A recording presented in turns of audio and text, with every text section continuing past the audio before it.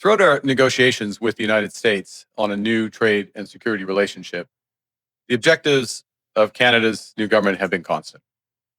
First, to protect Canadian workers and their families. Second, to reinforce the competitiveness of Canadian businesses. And thirdly, to build the strongest economy in the G7. Our negotiations with the United States have been taking place as the U.S. has been in the process of fundamentally transforming all of its trading relationships. This new U.S. trade policy has several motivations: to raise tariff revenues, to protect strategic industries, to encourage foreign investment in the United States, and to change trade and non-trade policy in U.S. partners. And to these ends, the United States has announced a series of trade actions. Those began near the start of this year with the so-called IEEPA tariffs against Canada and Mexico based on U.S. concerns about the border and fentanyl trafficking. Those were quickly followed by reciprocal tariffs on every U.S. trade partner and very high sectoral tariffs applied globally on strategic industries, including steel, aluminum, autos, and copper. The United States has also imposed substantial trade actions on the Canadian lumber industry. Now, in recent weeks, the United States has agreed a series of trade deals with a variety of countries. And these deals have several aspects in common. First, baseline tariffs that cover a broad range of goods and services that are substantially higher than those U.S. tariffs that existed before. In fact, the average U.S. tariff rate on the world has jumped from just over 2% at the end of last year to almost 16%, 8 times higher, 16% currently. Those trade deals with other countries also have limited or no relief from those sectoral tariffs in those strategic industries such as steel and autos. They include substantial commitments by the U.S. trade partners for investments in the United States and significant unilateral trade liberalization measures by U.S. trade partners. As a result of these developments, the breadth and the depth of the changes in U.S. trade policy have become more fully apparent.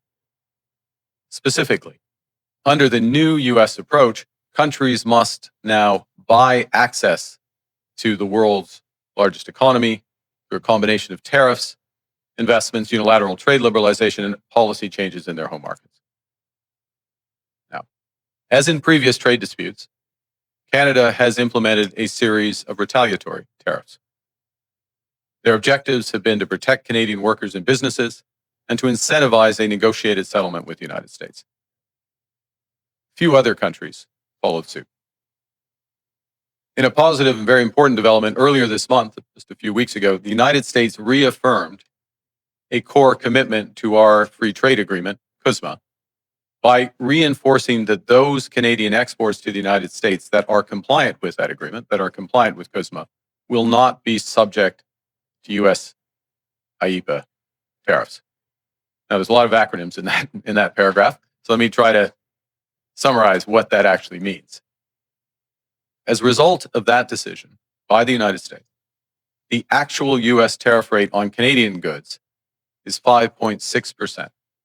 Compare that to the 16% global average. That remains the lowest amongst all of the United States trading partners. And more than 85% of Canada-U.S. trade is now tariff-free. So let's be absolutely clear. Canada currently has the best trade deal with the United States.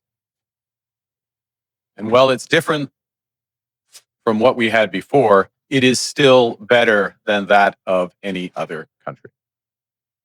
So as we work to address outstanding trade issues with the United States, it's important, it's vital. We do everything we can to preserve this unique advantage for Canadian workers, Canadian businesses. And doing so will require both building on a soon-to-be revised CUSMA, our free trade agreement with the U.S. and Mexico, as well as developing a new form of trade and security partnership with the United States.